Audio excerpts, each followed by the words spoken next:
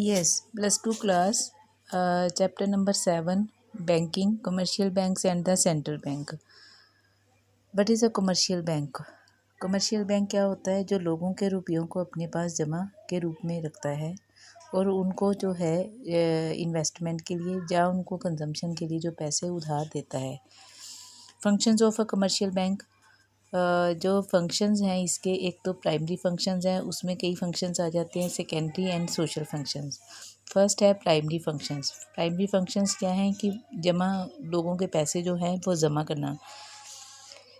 इसके लिए है कि जैसे फिक्स्ड और टाइम डिपॉजिट अकाउंट, इस खाते में एक निश्चित टाइम के लिए जो रुपया जमा किया जाता है, जमाकर्ता को इसकी फिक्स्ड डिपॉजिट रिसिप्ट दे दी जाती है।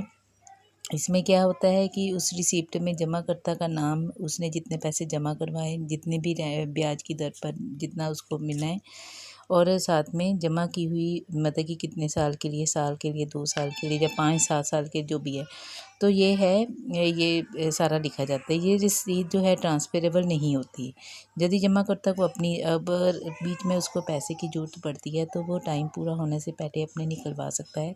तो उसमें क्या है कि जो ब्याज की दर है वो थोड़ा बहुत वो कम हो जाती है, वो बाकी पैसा जो है बैंक उसको लौटा देता है।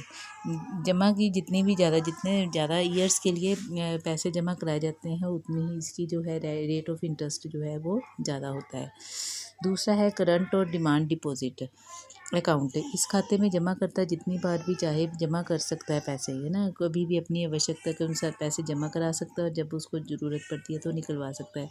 इस खाते में साधारणतः व्यापारी वर्ग जो है, बिजनेसमैन ज़्यादा पैसे जमा करवाते हैं। इसमें ज़्यादातर ब्याज नहीं दिया जाता। यदि जमा की रकम एक न्यूनतम आवश्यक राशि से कम होती है तो जो उसको पैसे जमा करवाने वाला होता है तो उसको थोड़ा बहुत उसको बैंक में पैसे जमा करवाने के लिए थोड़े बहुत पैसे दिए जाते, मतलब देने पड़ते हैं बैंक को, सर्विस चार्ज देने पड़ते हैं। तो इस तरह के जो अकाउंट होते हैं उसको डिमांड लायबिलिटी कहा जाता है।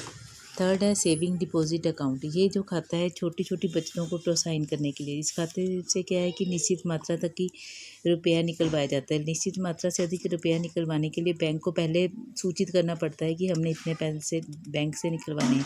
इस खाते पर ब्याज जो बैंक है वो ब्याज भी देता है, जो कि एक निश्चितकालीन जमा खाते की तुलना में कम होता है।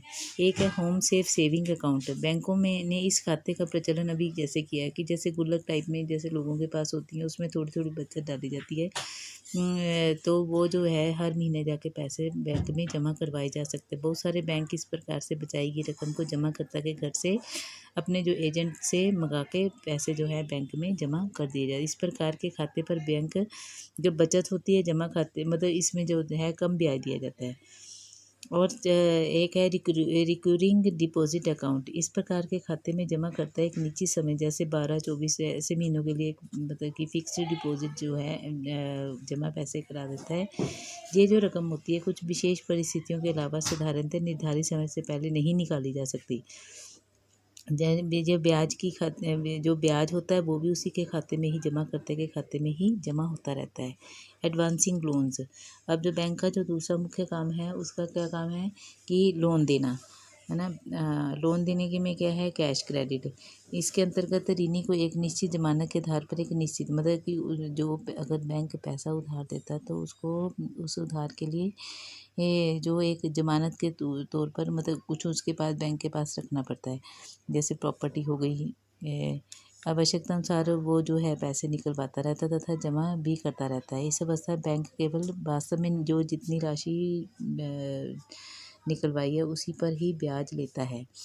ओवरड्राफ्ट। कई बार जो बैंक है वो ओवरड्राफ्ट की सुविधा दे देता है, बहुत कम लोगों को ऐसा देता है जो बहुत ज़्यादा उसके जानकार विश्वसनीय जो कस्टमर्स होते हैं सिर्फ उन्हीं को देता है। सपोज जैसे कि बैंक में 10,000 जमा है पर जो जिसने पैसे देने हैं किसी को तो वो 12,000 देने, तो 2,000 जो है वो ओवरड्राफ्ट कहलाएगा। Demand loans. ये ऋण एक निश्चित रकम के रूप में दिए जाते हैं। इन्हें वापस करने की कोई निश्चित मतलब कोई अवधि नहीं होती। इन ऋणों पर ऋण की स्वीकृति के तुरंत बाद ही ब्याज लगना आरंभ हो जाता है। चाहे ऋणी चेक द्वारा उस खाते में से कुल ऋण का केवल एक ही भाग निकाले या ज़्यादा निकाले तो उसको उस हिसाब से ऋण देना पड़ता है। कुछ शॉर्ट टर्म लोन्स देने पड़ते हैं, जैसे व्यक्तिगत ऋण तथा कार्यकारी पूंजी ऋण सम्मिलित किया। इस प्रकार के ऋणों की सारी राशि पर ब्याज लगाना उसी दिन से आरंभ हो जाता है जिस दिन से ये ऋणी व्यक्ति के खाते में लिखा जाता है। इस प्रकार के ऋण जमानत पर दिए जाते हैं, ये सुरक्षित ऋण होते हैं।